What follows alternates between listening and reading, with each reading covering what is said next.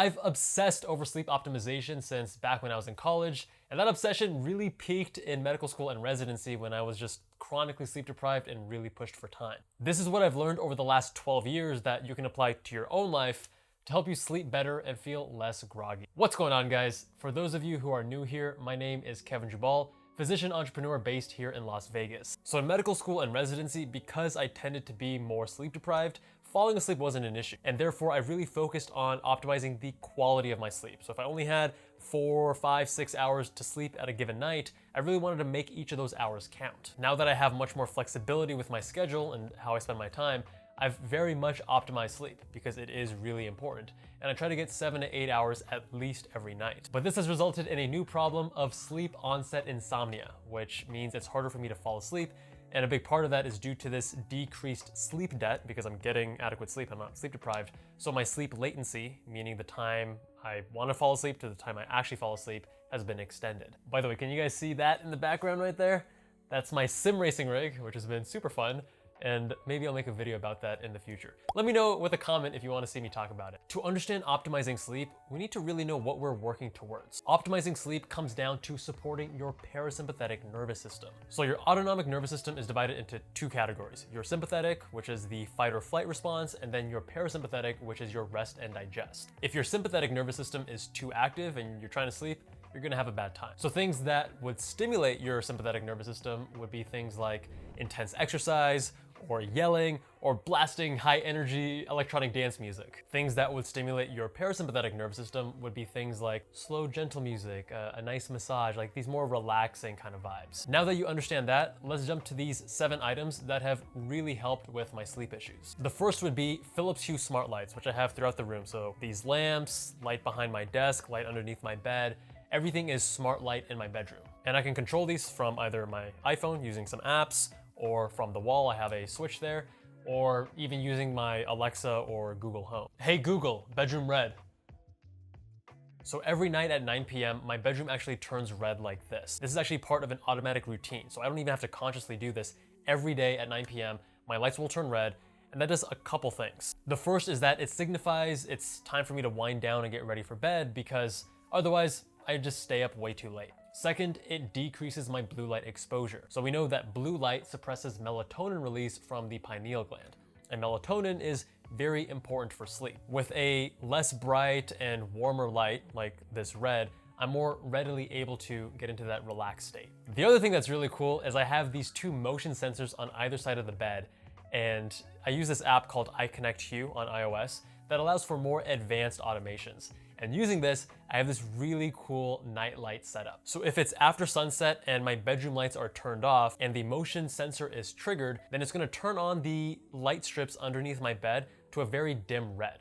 This is dim, and again, the color is such that it's not gonna really disrupt my night vision. So it's a great night light to go to and from the bathroom. And then after, I believe, a minute of inactivity, it also automatically turns off. Next up are blue light blocking glasses. A big part of optimizing your light exposure at night comes down to minimizing screen use, avoiding blue lights, things like that. You can really take it a step further by getting blue light blocking glasses. These are the ones that I use, and I'll leave a link to them down in the description. Ideally, if you're optimizing for sleep, you aren't going to use any backlit devices, whether that's an iPhone or iPad, computer, TV, things like that. But one of the mistakes I made in my current bedroom setup is having a TV at the base of my bed, which was done for other reasons. And as a result, these come in extra handy. So maybe 1 or 2 nights per week, I will find myself watching YouTube or Netflix on this TV, and using something like this definitely helps. But yeah, at my next place, I'm not gonna put a TV in the bedroom. Number 3 is my Oura Ring. And I bought this about 2 years ago, and I've been using it essentially every night since.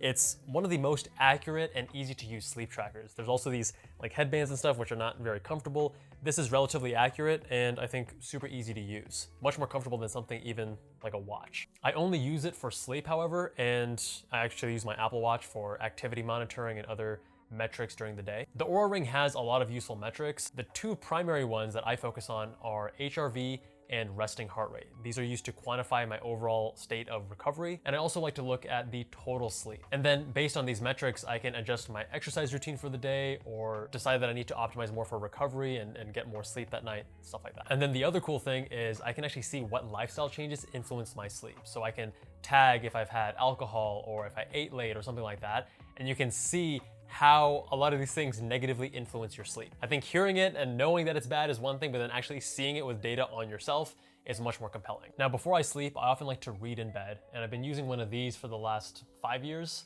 This is a Kindle Paperwhite, which has been working essentially flawlessly ever since. But last Black Friday, I upgraded to one of these, which is the Kindle Oasis. And it's definitely not necessary. In fact, for most people, it's probably not worth the price increase. This is like twice as expensive as the Paperwhite, if not more. But for those like me who are really obsessed about sleep optimization, I found this worth it. There are two things I really like about it. Number one is you can adjust the color temperature. So at night, it'll automatically become warmer, and you can adjust the amount of warmness, again, to reduce that blue light exposure.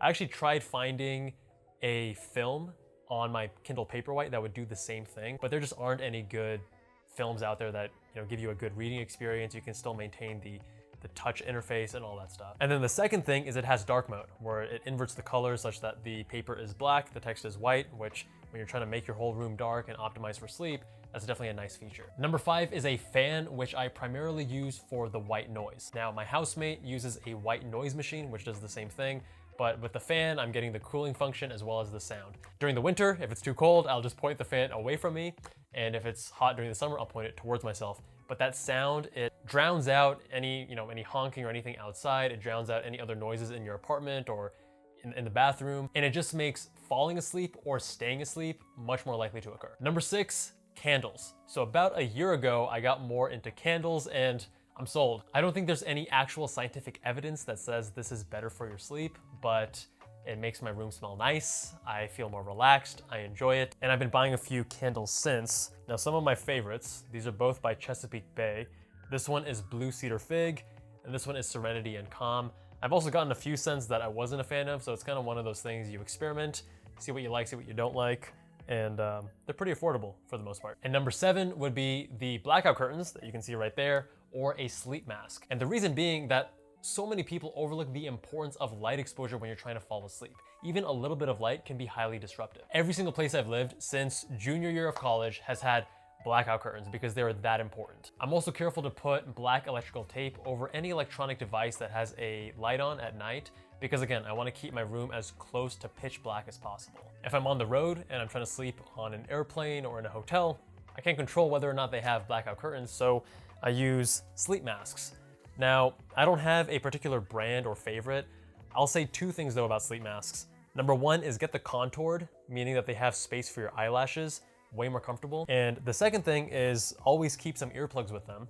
A lot of these sleep masks will actually come with a small plastic case where you can keep earplugs.